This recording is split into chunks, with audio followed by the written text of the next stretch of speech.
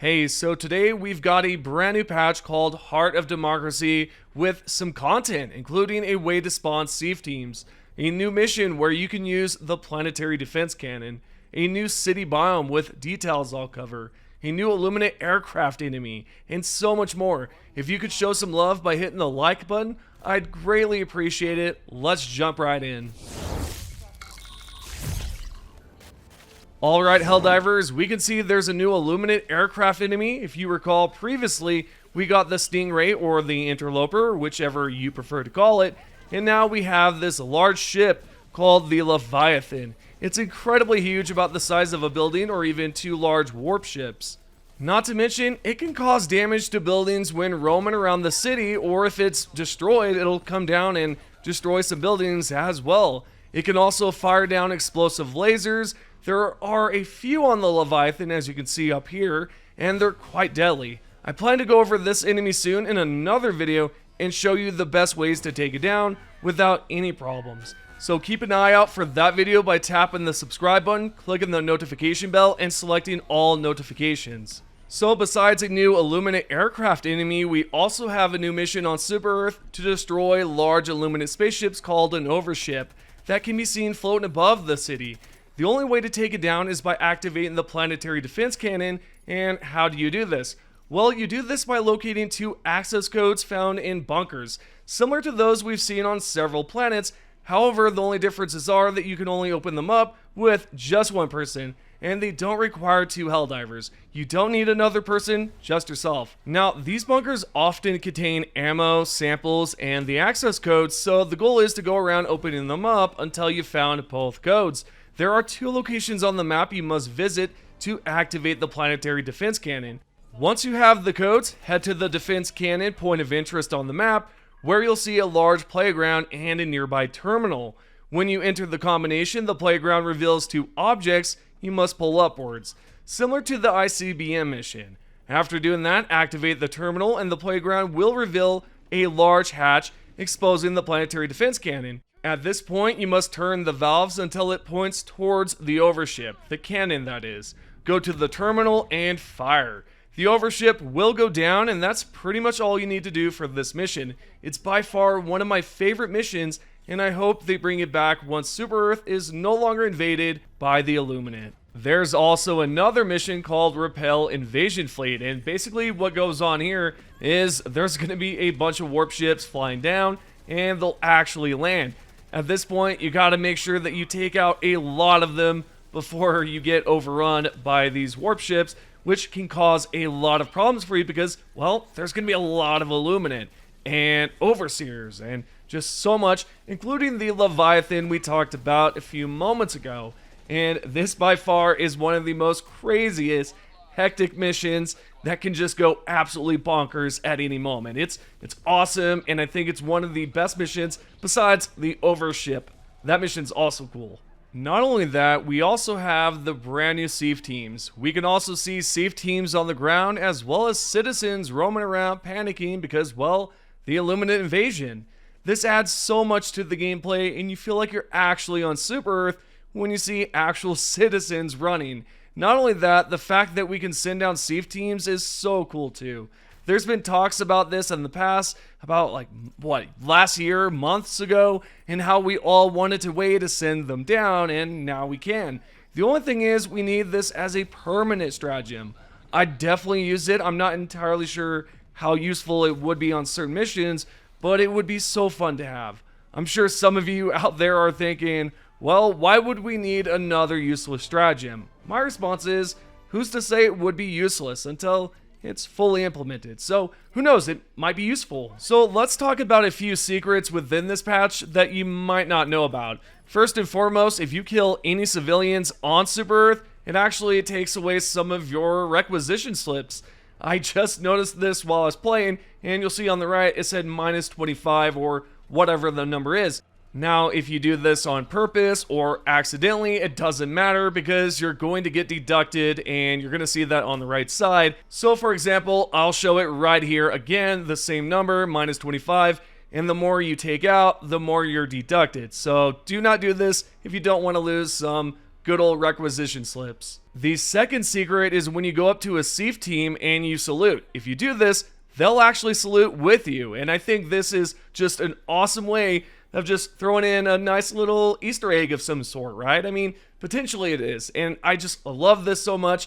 It made me feel like I was actually on Super Earth. Basically, you could do the same thing with citizens. If you see one, salute to them, and they'll actually stop and salute to you. If it was me, I would have just continuously ran and said, screw you, I'm gonna find a bunker. The third secret change is with the interloper. You know how everyone was debating on whether to call it Stingray or interloper? It's officially the Stingray. I was taken out by it, and the text that popped up says Stingray, as you can tell. So we can no longer say it's interloper, or as I called it, the interloper. You could call it whatever you want.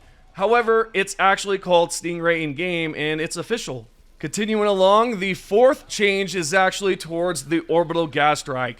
You can no longer blow up the good old warp ships anymore with it. It's officially patched, it's no longer possible. The developers must have removed the demolition force or lowered it down to some degree.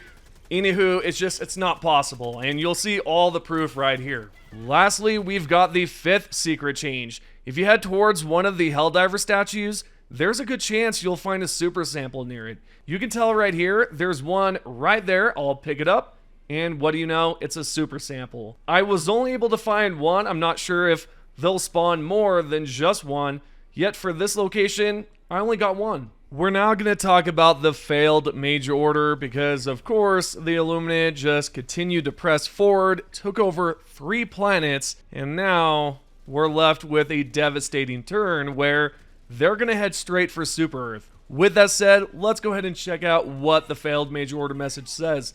This is what High Command wrote. Firstly, this heroic stand impeded the unforeseen Illuminate offensive and, in testament to our martial superiority, reduced their estimated fleet strength by 21.5%. Additionally, the time secured by their sacrifice has been fully utilized. Megacities are now heavily fortified, garrisons reinforced by SEAF battalions, recalled from distant sectors. And all I have to say is, holy smokes, at least we decreased their fleet by 21%. Of course, there's a 0.5 there. Nevertheless, that's a decent amount. And it looks like it's going to be a hell of a battle on Super Earth once they arrive. And yeah, hold on to your pants, guys, because most of you are going to be shiitakeing all over the place here soon. Speaking of shiitakeing everywhere, have you guys seen Mars? It looks pretty jacked up. And we also have a dispatch here that tells us some unfortunate news. For instance, on the dispatch, it says it's been raised and the Illuminate did it, and all the Helldiver training sites are just wrecked. And yeah, unfortunately, this has cost us a little bit here because it says right here, reinforcement budgets will suffer a short-term reduction by 1. Yep, so we're toasted so far. We've lost some reductions. The Illuminate are heading straight for Super Earth, and now we're going to be dealing with some more crap on the side here with this reduction. It's absolutely bonkers. With that said, we also have some more unfortunate news, and you might be wondering, what is it? Well, we've got an Eagle rearm cooldown that will be increased by 30 seconds. Right here in the dispatch, it says, Illuminate spacecraft are firing upon Eagle fighters in Super Earth's orbit. Eagle rearm cooldown will be increased by 30 seconds until countermeasures can be developed. So that's pretty bad. Well, I don't know what to say, guys. We seem to be toasted so far. The Illuminate are attacking very, very hard as hell right now. Alrighty, next what we're going to talk about is this walk right here. I've had so many questions asked in the comments below. You know, someone said, hey, how do you do this walk? How did you emote like that? It's quite easy. All you need to do is use the lockstep emote. Constantly use it, stop, and then just repeat it until it pops up, and then it'll happen. I'm not entirely sure if the developers did this on purpose, but it for sure looks like it was intended. It's such a hilarious walk, and yeah, they must have added it. But yeah, check it out and try it out for yourself. Next up, we've got a brand new patch 01.003.002, and for the overview, They talk about crash fixes. They also bring up some issues with Helldivers flinging around, audio fixes, miscellaneous fixes. So right here at the top, they resolve some top priority issues. It says, attempting to purchase a Master of Ceremony item in the Superstore when on PlayStation 5 while using the quality visual settings will no longer change pages. Crash fixes, hangs, and soft locks. Fixed a crash that could occur when trying to enter the weapon customization menu on certain weapons. Fixed crash that could happen when killing Illuminates that were about to spawn. And we have the most important one on the bottom, which is the issue with drones and how some of you have noticed your drones have just randomly went off on their own to go on a picnic or do their own liberations, whatever the case may be. They've fixed that problem. And for miscellaneous fixes, they fixed some Stingray strafing attack sounds, and they fixed some corpses, I guess, that would send players flying. And all of those issues have been officially resolved. So overall, there's no buffs, no crazy changes, but there are some secret changes that I've brought up earlier. Let's switch gears and go over a new Stratagem Glitch that's not terrible, unlike the previous Stratagem Glitch. This one won't cause any problems with other players or lag anyone out. First, all you have to do is head to the Hell Pod, select a stratagem you want to use, then go to the weapon you currently have equipped, and then you'll see options like inspecting the weapon, comparing it to another weapon, and now we have a new option to swap weapon configs. So we're going to select the first or second config, then go back to stratagems, and you can now reselect the same stratagem. Rinse and repeat this until you've got a full set of laser stratagems, or whichever stratagem you'd like to use. This isn't game breaking like the previous one, and I think just about anyone can have fun with it without anyone saying, hey, you know, this is breaking my game, I'm lagging out, or whatever the case may be. We are now going to take a look at the new fast recon vehicle skins. If you haven't seen these yet in the War Bond, you can pick them up by purchasing them for 55 medals. The first one is Undergrowth from Viper Commandos, which has a camouflage pattern that looks very cool. There's also Safety Orange you can purchase. I thought this one was going to be super bright orange, but that's not the case, and I'm happy about it. Moving on, there's the Mustard color, which has a neutral green tone that's not bright either. Lastly, we've got Inconspicuous from Truth Enforcers. I think this one could use more color to it, possibly on the doors.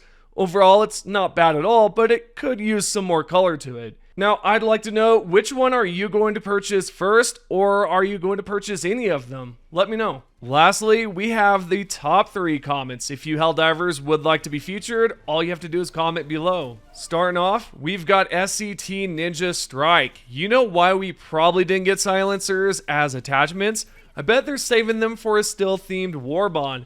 Makes sense if they want to drop all the sneaky gear at once, silencers, cloaks, maybe even a pack that makes you invisible for a few seconds. Now Ninja, you might just be onto something, because we do know recently the QA lead and even the Helldivers 2 CEO said, hey, you know what, we're still working on some things, there's going to be weapon attachments, and that right there might just be the case. They might be working on it. The second top comment, I believe, is Micah's. If I'm pronouncing it wrong, forgive me, but she wrote, without glasses, a new customization system for weapons.